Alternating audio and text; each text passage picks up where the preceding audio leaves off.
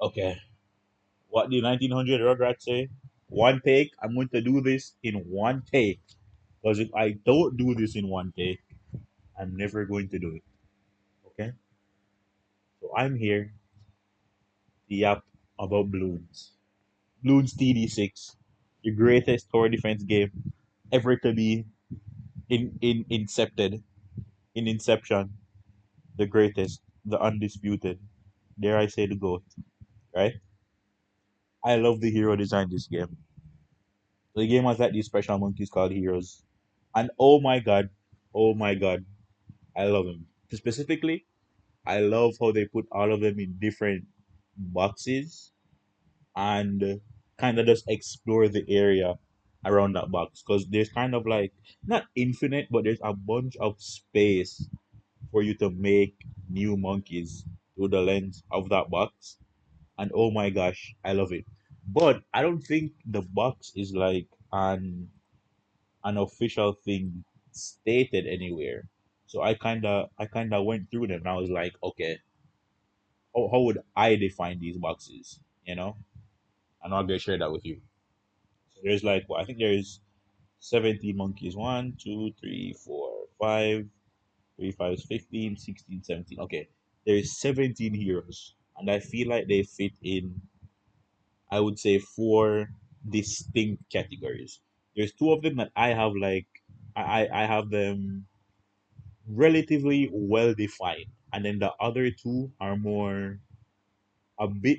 I don't want to call them abstract. One of them is abstract, but the other one, I understand it, but I'm not yet sure how to like properly express it.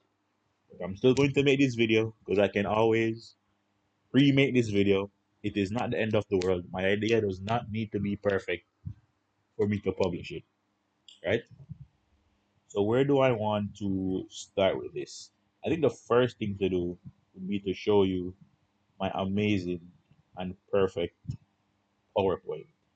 So I'm gonna load this up, and then this is, I believe this is 13 of the 17. 6 plus 3, 9, 9 plus 4, 13. All right, yeah. So this is 13, and then the other what before the other four on the next slide, which I'll show you after. So I have them in three categories on this screen, and then the other four in a fourth category, in its own kind of box. So the four, well, the three for now, are the independent heroes, the interdependent heroes, and the codependent heroes. So I think it's easiest to explain the codependent heroes first. So if we go back to the game, you see that like the codependent heroes, I put in Striker Jones, Silas. I love Silas. Obin, who's not full codependent, but we'll get back to that. And Brickle, right? So Brickle, Striker, Silas, and a bit of Obin. So going to the PowerPoint, you'd see Obin's like off to the left a bit because he's not as codependent as these guys. So what does codependent mean in this case? So I think codependent in terms of the heroes are heroes where you can't play them with any other strategy.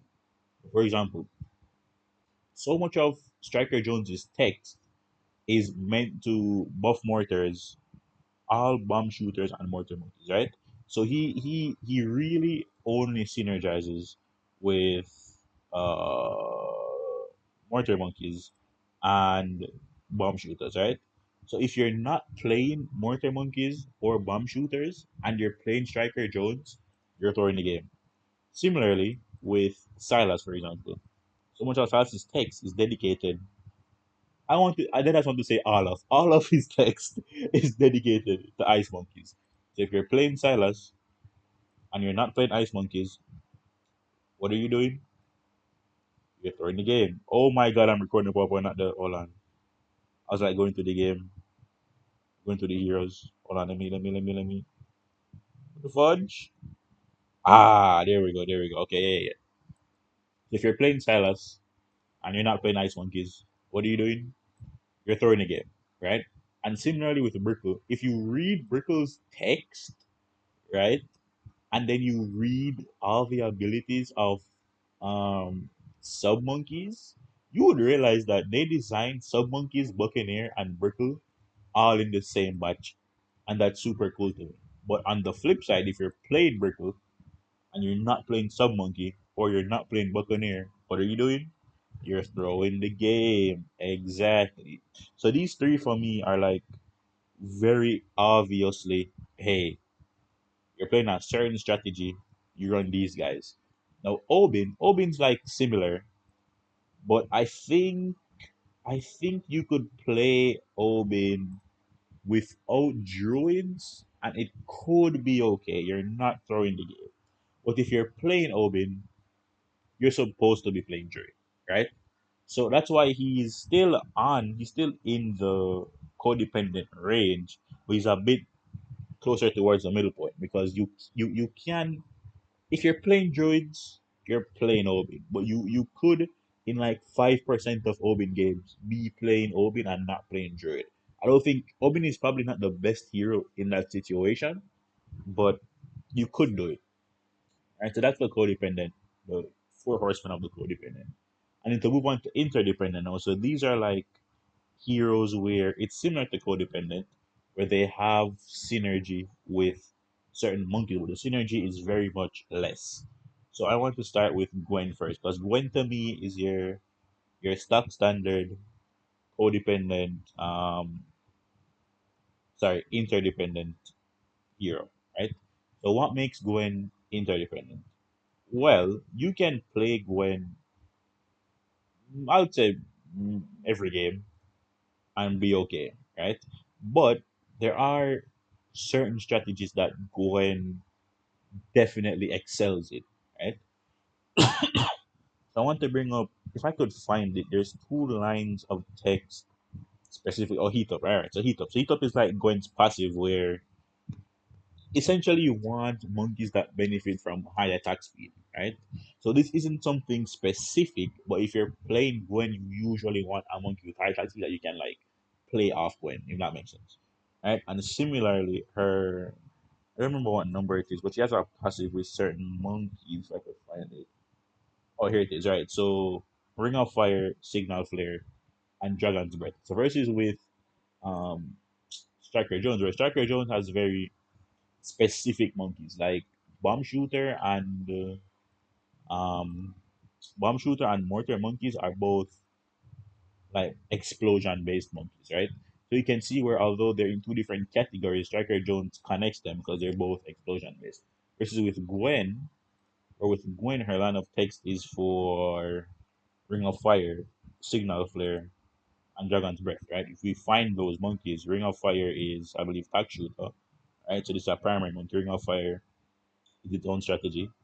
And then, so what? Dragon's Breath, which is a mage, right? And then also the third one, I believe it was Signal Flare, right? Which is a mortal monkey, right? So you're seeing where, for example, as I used earlier, Striker, where Striker is like connecting two monkeys that are already very similar. Gwen is kind of like just picking and choosing monkeys that ooze or represent fire, right? So if you're playing Gwen, you're probably not going to play a tack shooter, signal flare, pyro, pyromancer build, right? Like, that's probably not what you're going to do, and that probably sucks. But with Striker Jones, you could just play bomb shooters, and you could just play mortar monkeys either alone or together, and your strategy is like natural, you know. So that's where I think Gwen is very obviously different from the likes of Silas, Striker Jones, Obin, and Brickle. Another monkey in that range is Rosalia. So Rosalia, very similar to Gwen, very similar talking points. You could play every game and be fine. Personally, I love Rosalia. I just throw her in games all the time because I love the jetpack mechanic, right? But she has a specific line of text. I think it's level 6, aircraft efficiency, right? So she essentially makes monkey aces and heli pilots cheaper. So I believe monkey ace is probably the most expensive like tier 5 in the game, right? For specifically Flying Fortress. I think this 85k is the most expensive just solo tier 5 monkey. Well, besides fucking Sun God. of course. Excuse me. Sun God being the exception, right? I believe besides Sun God and its exception nature that Flying Fortress is the most expensive tier 5. Right, anyway, right? So you're seeing where kind of similar to Gwen, where it has synergy with two very, not say two, synergy with very specific things, right? But versus with Striker, where Striker's whole kit is built around bomb shooters and mortars, Rosalia, it's only this one line of text or level 6 text, right? So you could just, in theory, ignore this text because all of her, the rest of her text is just focused on her, right? So you don't need to use this line of text to be playing her efficient, to be playing her effectively, if that makes sense. So it's kind of, it's it's it's like a matter of choices, right? You're playing Silas, you don't have a choice. You're playing Ice Monkeys. Right? Versus you're playing Gwen, you could play Aces, and playing Aces and Hellids with her isn't troll, right? Or you could just play her normally and be fine. In this list as well, I have Adora, but you can see where with Obin is a bit more to the center, Aurora's a bit more to the codependent range than Gwendolyn and Rosalie. Why is that? Because Gwendolyn has this ability, blood sacrifice, right? And I said Gwendolyn, Aurora, Adora. Yeah. So Adora, you kinda to explain this ability, basically it eats your monkeys and makes Adora stronger, right? So this isn't a synergy with a specific monkey. Although I think she does have some like not listed text, but some like you can write in the wiki. She has some synergy with True Sun Goddess. True Sun God.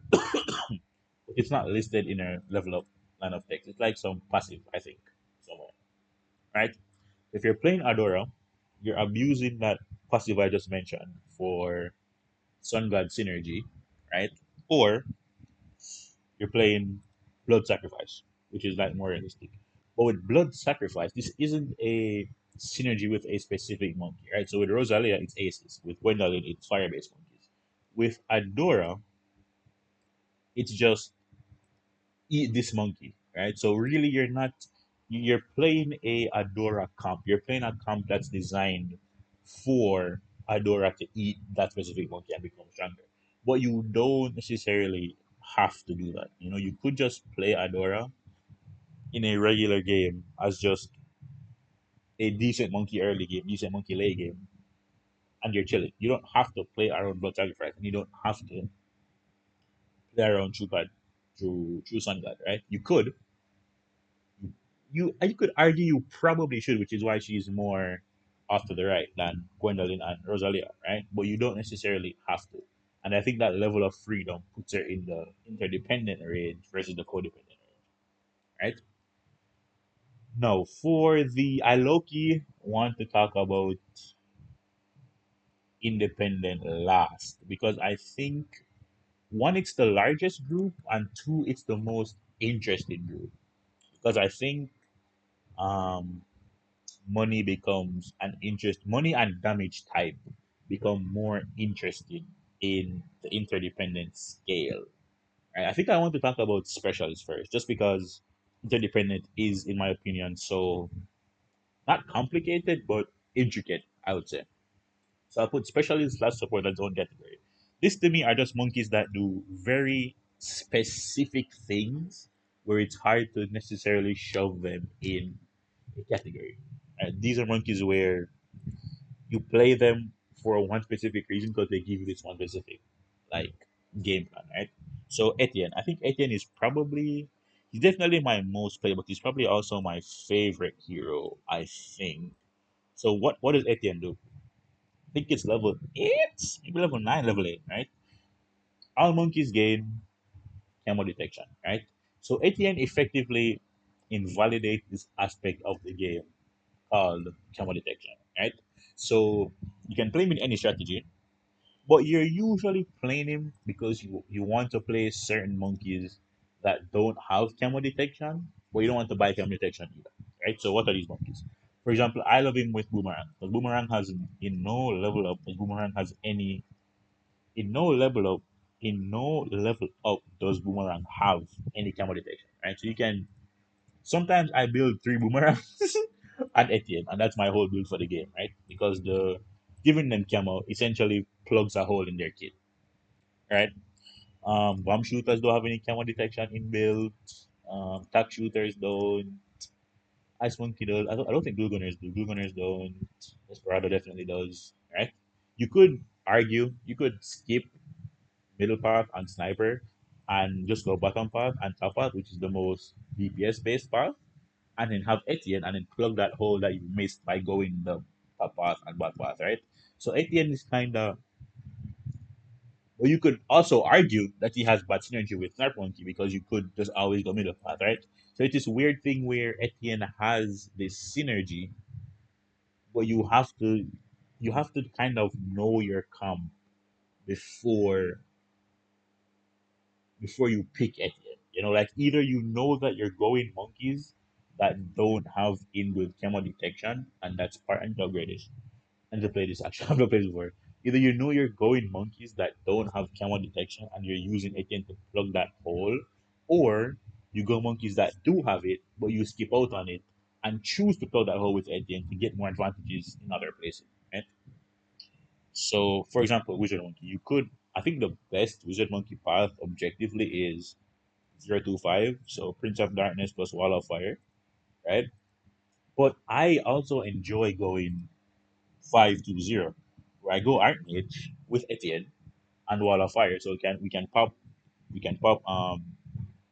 lead.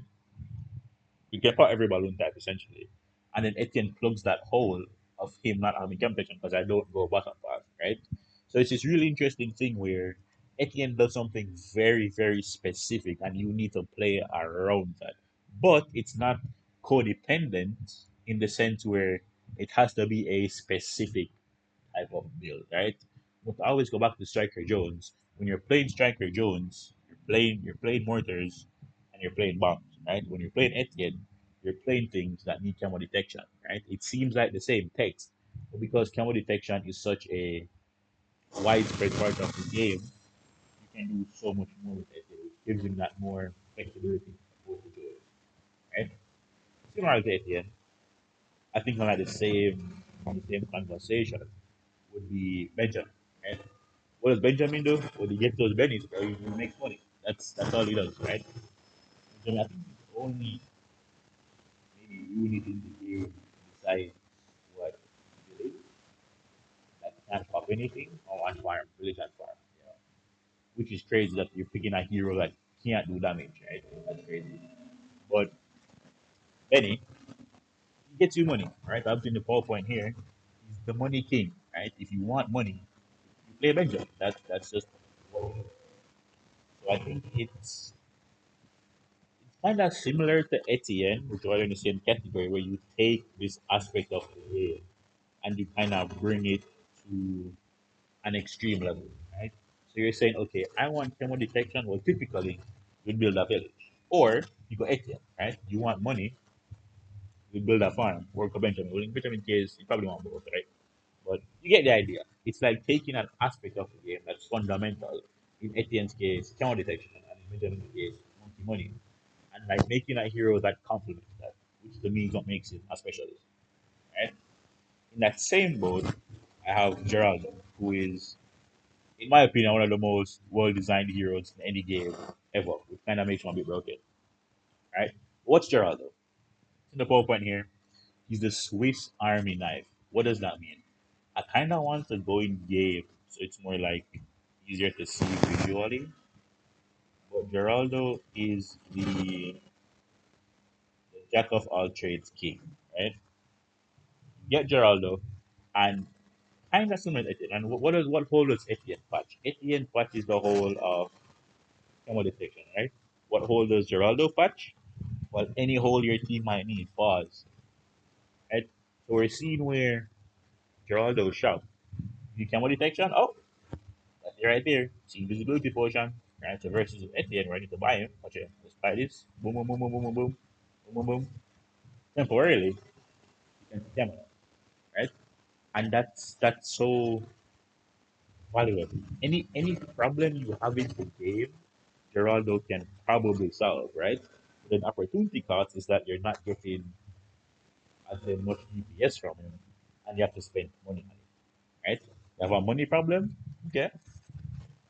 Buy the action figure and invest, right? You have a lead problem, here you go. What's this called? Jerry Hot Fire Sauce, right? You have a leakage problem, oh, back of all nails, right? And he just has need more farm. Oh, just buy fertilizer. What? Buy fertilizer, bro. Like he has so many options. He has so many options, and that's his job. He plugs holes, pause. He plugs holes, and I love Geraldo so much. I love Geraldo so much, right? But he also you can see where he falls in that specialist category where you can play him effectively with anything, right? More than anybody else because anything you're playing him with probably has a hole that needs to be filled, and Geraldo probably has the fix to that, being the Swiss Army knife of the monkeys. Right. Next, in the specialist category, I have Pat, who I'm the least passionate about because Pat's kind of boring, right? Pat's just CC and buffs, but it's not even done in a very like interesting way. I'm not really a huge Pat guy, right? Pat's main like thing is he's I think he's level 3. Yeah, he can buff your monkeys, and then he's level 10 the grab, right? So his main thing is CCing monkeys, CCing balloons, I mean, and buffing your own monkeys,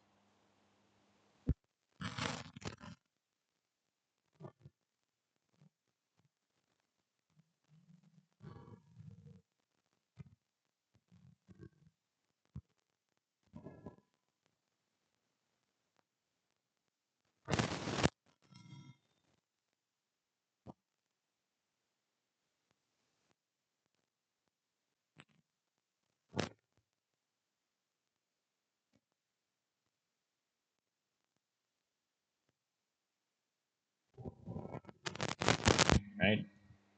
CC, CC is important, and buffs important, but I play more than things. He's a specialist. Nah, and no one else does what he does. So nah, yeah. Let's move on from one. Let's move on from one. So the last kind of grouping of monkeys I have is the independent categories with these 6 monkeys: Quincy, get him again, Churchill, Izili, Sai, Corvus. I said Izili, Sada. Right, Quincy, Churchill, Sada, Izili, Corvus, Sai. Right. So these 6 monkeys to me are balanced on a interesting scale.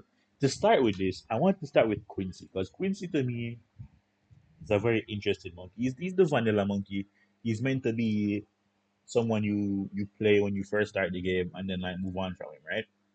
But if you've played the game extensively, you know that Quincy has a lot of niche niche interactions, right? For example, for the most part, Quincy can pop every balloon type, right? Lead requires a bit more intentionality, but he can pop lead under certain conditions. So you have this monkey. First thing, this guy is $450. What? He's dirt cheap, right? The cheapest hero in the game, which to me is a very interesting part of his design, right? So I think because Quincy is this cheapest hero, you can balance other heroes around him. So this to me feels more like MOBA-esque, right? Because with the other heroes, they're not really balanced around anything per se, right? They're balanced around strategies, not like each other, right? So Gwendolyn and Rosalia aren't necessarily in competition, right? Corvus and Churchill, Churchill and sorry, not Corvus, Silas and Churchill serve two different purposes. So they're not like if you're playing Ice Monkey, you're not going to be like, oh, I should play Churchill. You're going to say, oh, I should play Silas, right? So it's this thing where Silas and Churchill, because their roles are so distinct, right? They fit in two very different camps. They're not in competition, right? If I want to play Ice Monkeys, I'm not thinking what hero should I play. I'm thinking I'm playing Silas, right? And because of that, they're allowed to be unique. They're even allowed to be bad because I want them in this camp. I like this camp. I want to play this camp with them, right? What the other monkeys, right? So Quincy, Ezili, Churchill, Sada, Cyan Corvus, they don't really have any specific comp you need to play them in, right? Nor do they have any specific buffs that they give to incentivize you to play them with a certain comp, right? Nor do they fundamentally break some aspect of the game to make them unique, right? They're just kind of, they're just kind of, I feel like they're just really balanced around each other. And I wish I could shed more space here. I think Corvus falls the most to the right. I think Quincy is the vanilla ice cream that holds it all together. I think Soda is definitely in reference to Quincy. Those have to be in the same line. Churchill, Soda, and Quincy for me are like the same character in terms of like design, just different aspects, accentuated. Easily as well. Yeah, this would be it for me. This is it right there. And Corvus a bit more to them. So I talk about Corvus last. Right, I want that's Quincy. That's the Quincy. So I think for this section, you have to talk about them in a reference to each other, right? Because they're so I not maybe not similar, but because they fit similar roles in being independent, something like balance becomes more important, right? Because if Quincy is just always better than Sada, then there is no camp where I'm incentivized to play Sada, right? But on a different example, if Churchill is better than Silas, well, I'm playing Night Mode because I'm playing Silas, right? So you can see where these six need to not cannibalize each other effectively, right? So they all need specific roles so that they don't take each other's places and one becomes the de facto best monkey in independent situations, right? So Quincy is the cheapest. That's important. Why? Because half cash exists, right? When you're playing half cash, you play Quincy, like most of the time, because he's the only hero you can afford like reasonably in half cash, right? So then that gives him his own unique niche, right? You can't afford him turn one, but like you can get him really early. And if you're playing Quincy, you're playing him so that you have that like early game rock that isn't too monetarily intensive that you can not play around, but that you can have on your team, right? So how does that work in reference to Sada? Because Sada's biggest strength is her early game, right? So that's the best early game out of any hero on this list. What does that mean in reference to Quincy? Well, because Quincy is cheaper, there are situations where you would prefer Quincy even though his early game is weaker because Sada is more of an investment, right? And there's also a talking point about Sada's lackluster late game, right? Because I love Sada. Sada's broken as shit. But one of her biggest problems if we go in the range and look at her, if we go in the range and look at her range, right, you can see Sada is her arms are so tiny, right? Because she uses swords, she's effectively a melee hero, right? So in early game, that's fine because she's eating through balloons like it's nothing, right? Her being melee effectively does not matter because she eats them anyways, right? But when you're getting later in the game, you can see where something like Quincy having that range advantage, although he's probably technically weaker, right? The range in the late game means the Quincy can just DPS more often, right? If we place Quincy here, let's imagine it's around 100, right? Bloom spawn, they're walking, they're walking, they're walking, they're walking. Quincy can see them where as of here, right? Here, DPS, DPS, DPS, DPS, DPS. They get to here, and stop DPS and blah, blah, blah, blah, blah, DPS, DPS, DPS, DPS, DPS, DPS, stop, DPS, DPS, DPS, blah, blah, blah. So you can see where even in the late game, although Quincy's damage isn't necessarily the highest in the game, right? He has more opportunities to do damage because of his range. Versus where Sada would have so much less, right? Sometimes in the late game, you have a Sada, you don't notice she's there because she can't get close enough to DPS the balloons, right? So I think you can see where Sada and Quincy, although they're very similar, they have very they have very distinct strengths and weaknesses, right? Another strength I think is like how I view it is that like Quincy runs the very, very early game. Sada runs all of the mid game and Quincy runs all of the late game, right? And that's kind of that's the trade off. That's what you're giving up, effectively. So I think these two heroes are relatively balanced, right? But it gets interesting when you introduce other six members, right? Because there are more members to this category. I also need to drink water. I've been talking for 31 minutes. Oh my days.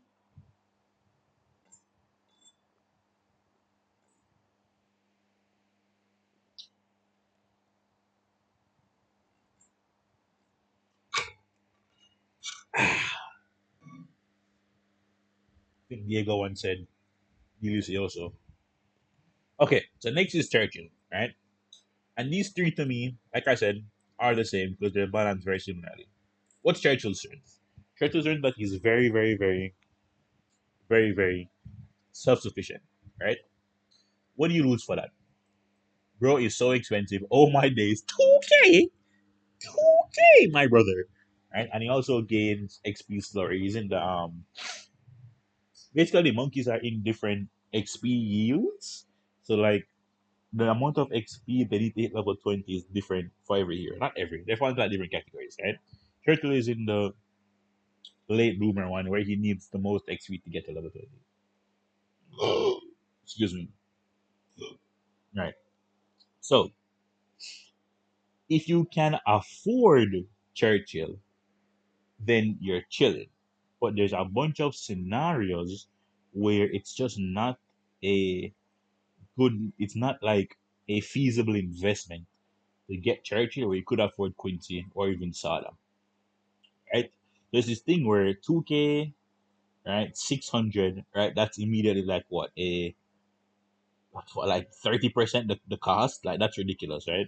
And then Quincy is even less with 540. So, Churchill, if you can kind of get over that early game slash early parts of mid game hump to afford Churchill, he's really good. Right? He completely out DPSs these two in the late game. Right? But his kind of trade off is the fact that you need to put in so much more investment to get him online in the early game, right? You can see where these three are very much balanced very simply on the scale of cost and time in the game strength, right? So Churchill runs the late game, runs, I would say, the later parts of the mid game, right? Sada runs the earlier parts or most of the mid game. Quincy runs the early game, right? But it is a scale, so Quincy's early game is the best, right? But to counteract that, Sada's late game is the worst. No. I would say if you can afford, if your choices are Sada and Quincy, you can afford both of them, you should get Sada, right? Because once you get down Quincy and Sada, Sada is better, right? But that late game is the kind of interesting factor that balances them. So they're balanced on time in the game where they're strong, as well as cost, which is just super super interesting to me. Elise, Sai, and Corvus now are where I kinda Elise to me is the closest to these guys, right? Elise, you could put her here, and it would like make sense to me, right? Because Elise, her strength is that she's broken in the late game, weak in the early game, but she's cheap, right? So she's the second cheapest hero after Quincy. She's 600. She falls into that category. Sada 600, Elise 600, Quincy is 540. I believe only those two are 600. I think. I think. Yeah. So it's Quincy the cheapest, and then these two, right? So Elise, if you can get through the early game, becomes really strong. Like once you hit like what's the name of her ability? She gets its ability at like it's level 10, but I think it the point where I guess level 20 is this. When she hits level 20, this shit's broken as well, right? So it's this weird thing where, and she can also see every balloon type off the get go, right? So Elise is the most interesting hero to me because it's this weird thing where she's cheap, right? So you don't want to get her early game, but the early game fucking sucks, right? So, but she also can see every move and say off this. Okay, ideally, an Elise game, right? You have the freedom to afford her early and not lose. You put her down and then you ignore her until she's level 20 and then she wins you the game, right? So it's this weird thing where versus with Sada, you get Sada down early so she can carry you to the early game. Instead, with Elise, you get on early so she can start scaling, getting XP, and just leave her in the background. But when she does hit that late game, that like level, I'd say like level 17 to 20, like when she's in that range. Oh yeah, yeah, that's not 20. When she's in that range, like she's online, and you notice that like yo, my Elise is ready, my Elise is ready, but you give up that kind of early, like you're sacrificing your whole early game and mid game. She's giving you nothing. She's giving you nothing.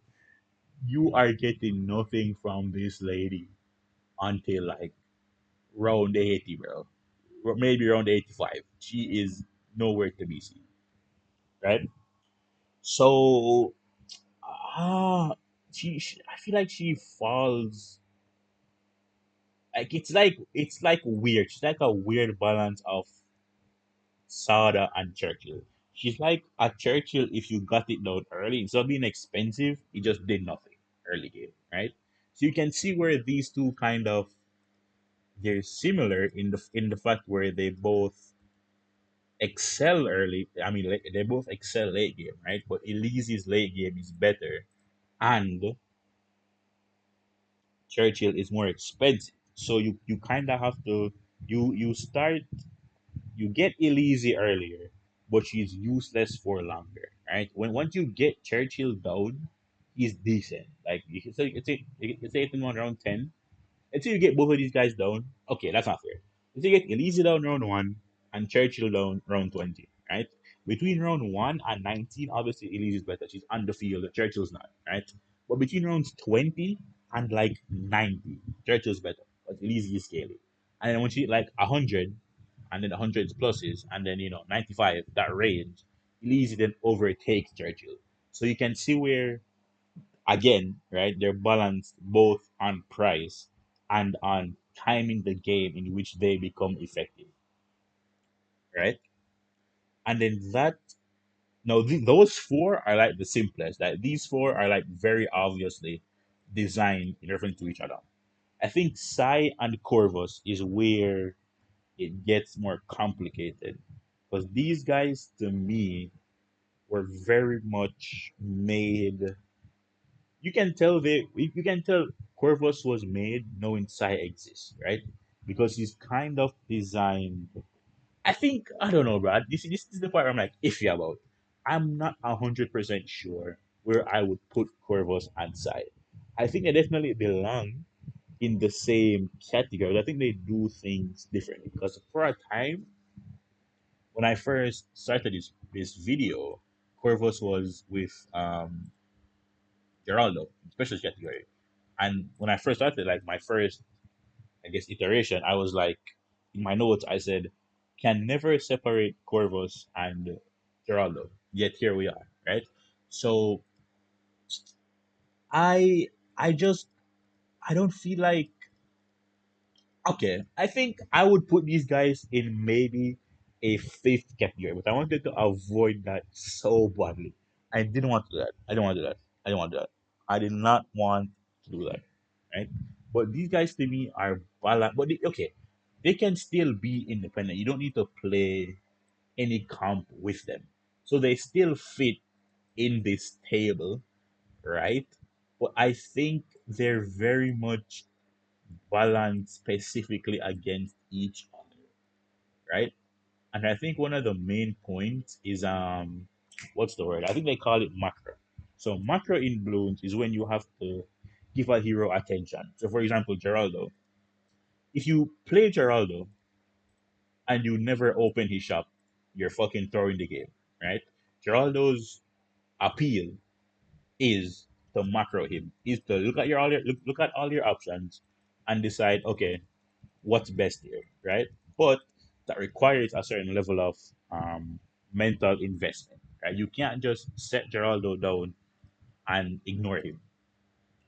For example, if I was playing, let's say, Elise, we just talked about, you can play Elise, set her down, and ignore her until round 85, round 95, and you're not throwing, right? That's fine. You don't need to use your abilities per se. Kind of similarly, I'd say you need to macro Sada, right? So I think these two, they're balanced on the scale of how much attention they take away from your brain. Because Corvus has this very specific mechanic, right? It's not a Geraldo. It's called, I believe it's called Souls? Mana. I think it's Mana. I think it's Mana. So if I buy Corvus, set him down, and you can see he has this ghost. This is his attack range, and then the ghost's range is. Let me make sure I'm recording this screen. Okay, yeah. The ghost's range is global. And so if I spawn a bunch of monkeys, you can see even though they're out of Corvus's range, they're in the ghost range, but ghost covers the entire track, right? He has a specific ability. I want to get him some mana. He needs to hit the balloons to get mana. So let me spawn some balloons for him to hit. Never mind, those are too big. That was dumb. It should be fine. Okay, I need these to die first. So basically, when Corvus like puts a, I don't know the right word, a thingy, he puts a thingy on them, and so if you look at this, he gets that green thing on it. Let me slow down again. It's that green thing, right? And if the, what's this guy called? Is it the ghost, the ghoul, the spirit? And if the spirit kills a balloon with the green thing on it, Corvus gets mana. You can see his mana bar here, 40 out of 800, right? So I kind of want that to fill up so I can prove a point. Um, Get you some mana blood. Probably level him up as well. Let's play the blame game. I've been listening to this fantasy a lot. Um,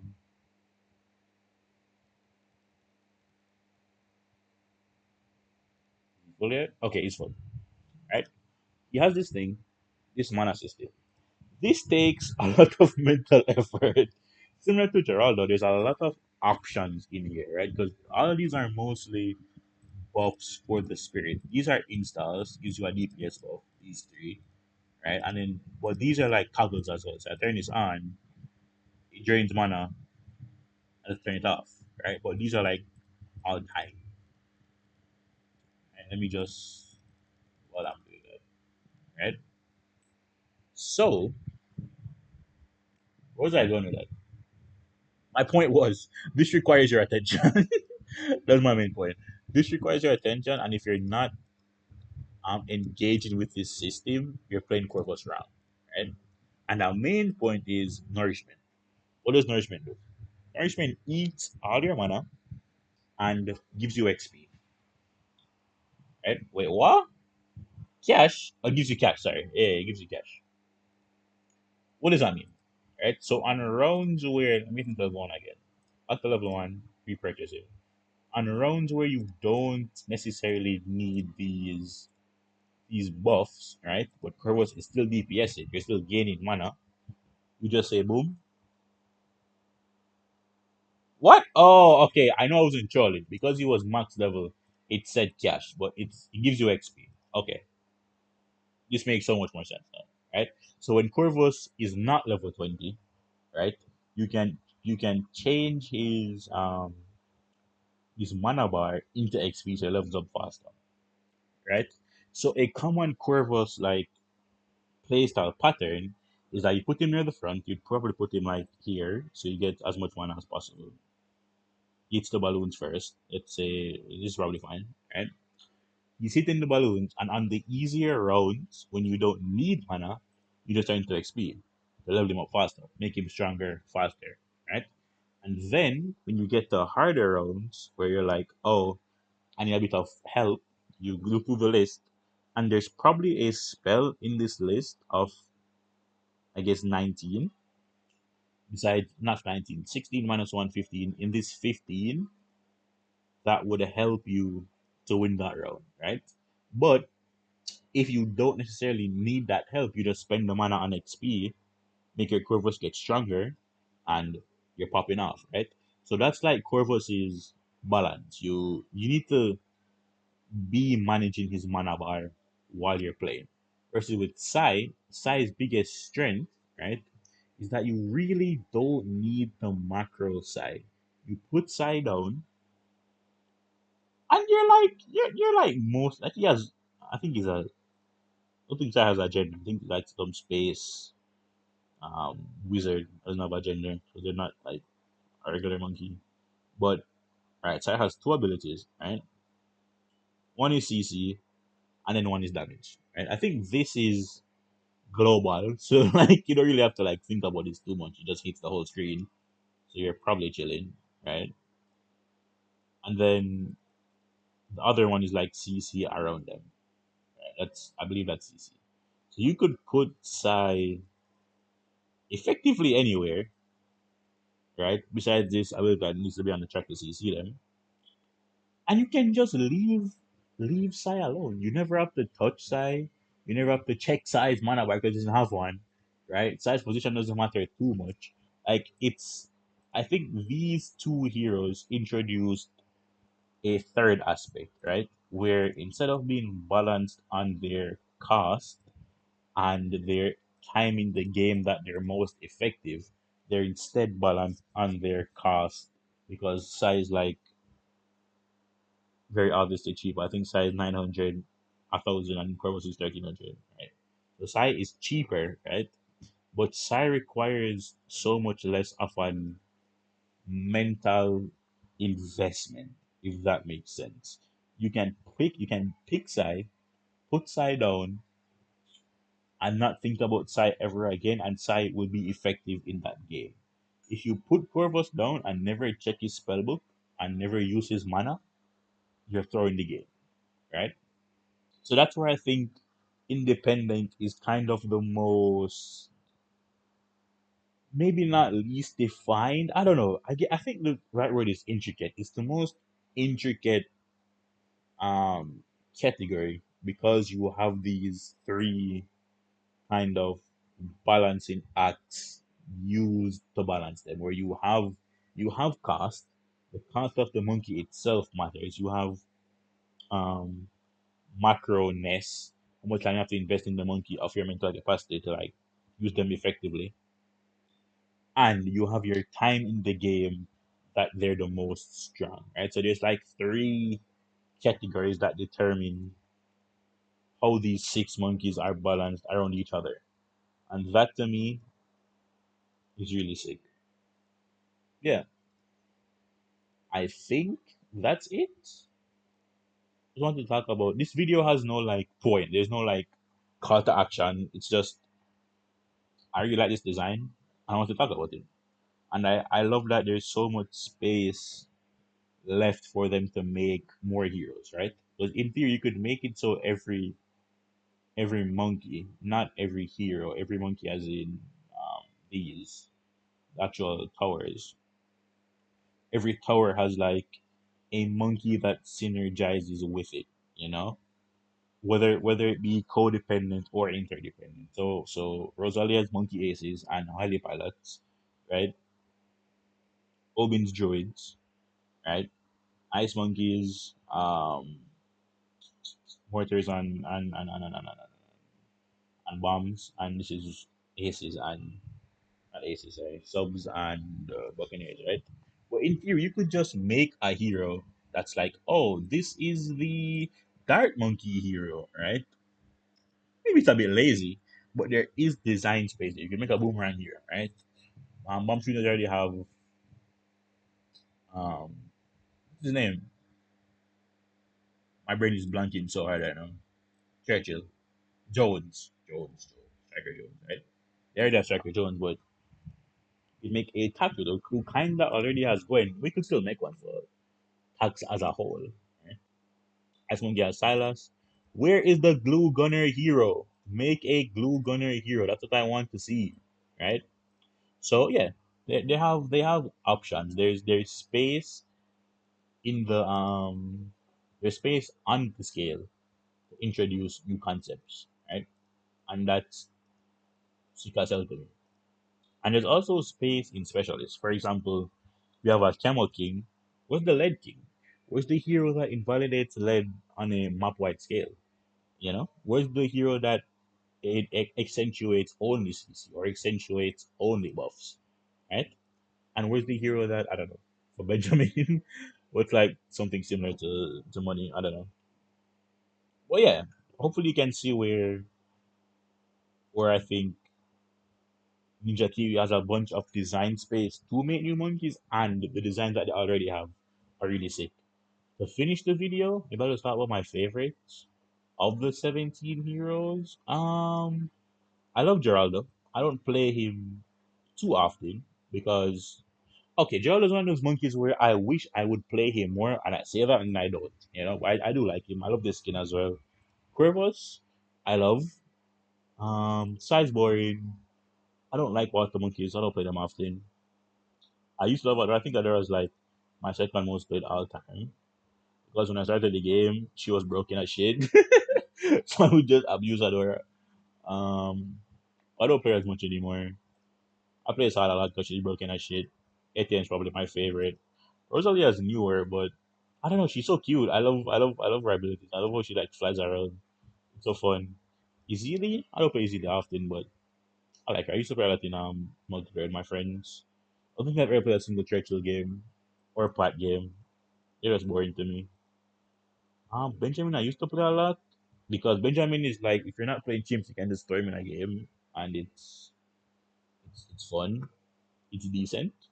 But I think as I've liked more of these monkeys, I kind of realized okay, if I really like, for example, engineer, how about I pick a monkey that makes engineer better, right? Benjamin doesn't make any monkey better, just makes your money better, which is fun sometimes. I love Silas, I love ice monkeys.